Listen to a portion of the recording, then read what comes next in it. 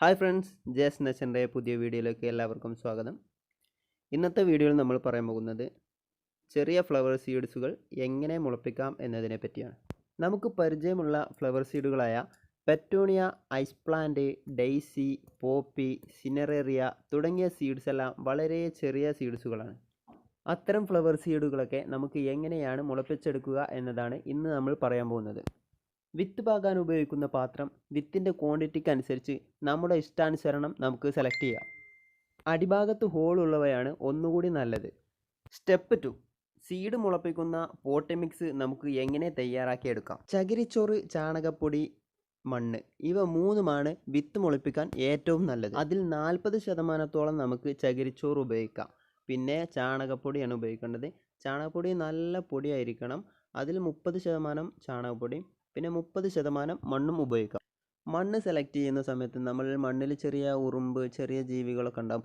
അങ്ങനത്തെ മണ്ണൊന്നും എടുക്കാതിരിക്കുക. കാരണം അവ എല്ലാം സീഡ് നശിപ്പിക്കാൻ സാധ്യതയുണ്ട്. അങ്ങനെയാകുമ്പോൾ നമുക്ക് സീഡ് ജെർമിനേറ്റ് ചെയ്ത് കിട്ടാൻ വളരെ ബുദ്ധിമുട്ടായിരിക്കും.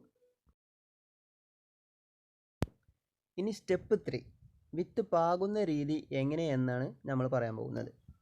അപ്പോൾ മണ്ണും ചകിരിച്ചോറും ചാണകപ്പൊടിയും നന്നായി മിക്സ് ചെയ്തെടുക്കണം കേട്ടോ. ശേഷം നമ്മൾ ഉപയോഗിക്കാൻ പോകുന്ന പാത്രം എങ്ങനത്തെ പാത്രമാണെങ്കിലും അതിൻ്റെ ഒരു 1/4 ഭാഗം മാത്രമാണ് ഈ പോട്ടിംഗ് മിക്സ് നിറക്കേണ്ടത്.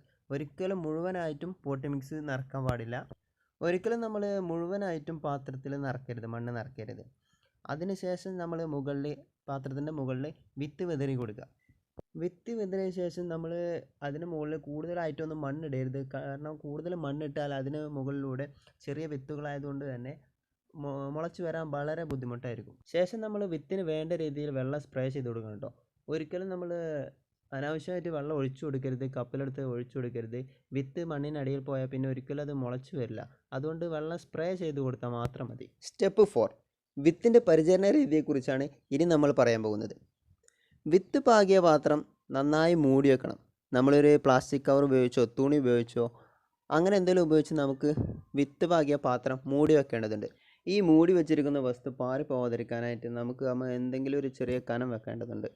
പിന്നീട് നമ്മൾ ശ്രദ്ധിക്കേണ്ടത് ഇത് 3 ദിവസത്തേക്കാണ് വെക്കേണ്ടത്. അതിനിടയിൽ വെള്ളം ഒഴിച്ചു കൊടുക്കരുത്. വിത്തിനാവശ്യമായ വെള്ളം നമ്മൾ ഇട്ടിരിക്കുന്ന ചകിരിച്ചോറിൽ തന്നെ സ്റ്റോർ ആയിട്ടുണ്ടാവും.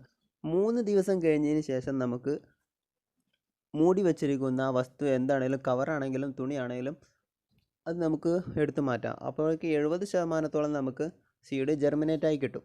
ഈ 3 ദിവസത്തിന് ശേഷം നമ്മൾ ഇനി പാത്രം അടച്ചു വെക്കേണ്ടതില്ല.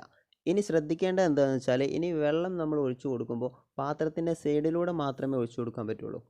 ചെടിമ തട്ടാതെ പാത്രത്തിൻ്റെ സൈഡ് വക്കിലൂടെ മാത്രം ഒഴിച്ചു കൊടുക്കുക. എല്ലാ ഭാഗത്തും എത്തിക്കോളും. ചകിരിച്ചോറ് നമ്മൾ അതിനാണ് ഉപയോഗിക്കുന്നത്. ചകിരിച്ചോറിൽ മാക്സിമം വെള്ളം സ്റ്റോർ ചെയ്തിട്ടുണ്ടാവും. സാധാരണ നമ്മൾ ചെടികൾക്കൊക്കെ നനച്ചു കൊടുക്കുന്നത് പോലെ ദിവസവും നനച്ചു കൊടുക്കേണ്ട ഒരു ആവശ്യവുമില്ല.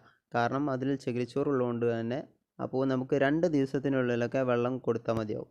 ഏകദേശം ഒരു 20 ദിവസം ആകുമ്പോഴേക്ക് തന്നെ നമുക്ക് ഇതൊരു പ്ലാന്റ് ആയിട്ട് കിട്ടും, ചെറിയ ചെടി രൂപത്തിലായിട്ട് കിട്ടും. അപ്പം നമുക്ക് എവിടേക്കാണ് മാറ്റി വെക്കേണ്ടത് വെച്ചാൽ ഈ പാത്രത്തിൽ നിന്ന് എടുത്ത് നമ്മുടെ ആവശ്യത്തിനനുസരിച്ച് മാറ്റി വെക്കാവുന്നതാണ്.